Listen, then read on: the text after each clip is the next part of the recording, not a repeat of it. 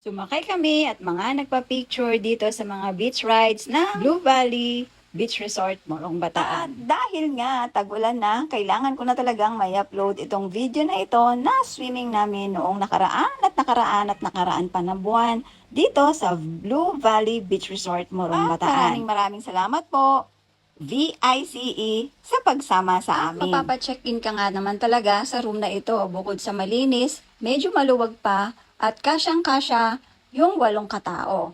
Dito nga kaming dalawa ni Inchik sa taas, magkatabi na kami. At dun sa baba ay dalawa din ang magkatabi. At napakalakas nga ng kanyang aircon. Meron ding sariling CR sa loob ng kwarto. Meron din itong isang malaking TV na 21 inches na pwede ka ding mag-relax muna bago magtampisaw sa dagat or dun sa kanyang swimming pool. At dahil kadarating lang namin ng mga oras na ito, ay inaayos muna yung aming mga dalang gamit at yung aming mga pagkain. At dito, naglakad-lakad muna ako para pasyalan yung isang room din. 2 room nga yung pinareserve dito ni VICE. At saktong-sakto naman na kasyang-kasya kaming lahat kahit na madami kami. Meron pa akong nakita ang ibang room na available. Pero dahil nga wala namang ibang visitors kami lang, parang nirent na rin ito ni VICE para sa amin lang. Sa halagang 21,000 ay sulit na. Mayroon din siyang kasamang swimming pool dito kung ayaw mong magbabad o mainitan doon sa dagat.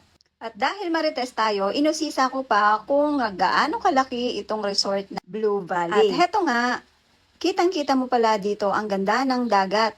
Pero dahil mainit pa, at kadarating lang namin, hinayaan muna naming magpalamig muna ng panahon bago kami lumusong. Napakatahimik nga dito. Wala man halos mga taong naglalakad dahil na rin siguro sa mainit pa. At dito nga, meron din kanya-kanyang mga chairs and tables yung mga mag-o-occupied sana or magpapareserve. Pero dahil nga kami lang nandito, kami lahat ang gagamit ng mga tables na yan. At bandang hapon na nga, kahit medyo mainit pa, ay naisipan na naming magtampisaw. Kita namin na nakapark itong mga beach rides dito sa tabi ng pangpang, kaya sinubukan sana naming magpa-picture taking. At sabi ko nga kay Inchik ay umakyat na siya para maumpisahan na namin ang pagpipicture taking. At ayan nga, nagpo-post-post na nga siya dyan. Sabi ko nga ay sulitin niya ang pagsakay sa mga rides na ito dahil nung kabataan niya, siguradong hindi niya to naranasan. Hanggang salbabida lang siya. At noon nga, mga kabataan namin ay hanggang Pugpug River lang yung nararating namin. Hindi kami napapalayong ganito, katulad dito sa Bataan. At yan nga, sinamahan na siya ng kaibigan pa namin na isa. At yan, may humahabol pa para makapagpa-picture na sila. At sigurado, kapag nahuli tayo ng bantay, ay pagbabayarin tayo dito sa mga rides na ito.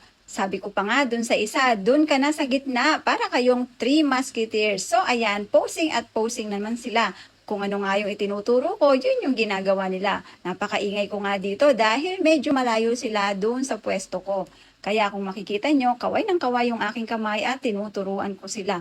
Ang cute nga nilang tingnan kasi kahit anong ituro ko, kahit ipagawa ko, ay ginagawa nila. Turo doon, turo dito, at turo doon pa.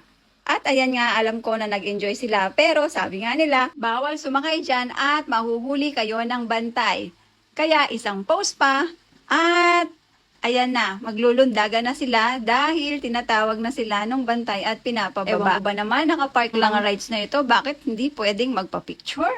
Fast forward na nga at kinabukasan, mayroon din silang free breakfast, coffee, at dog and egg.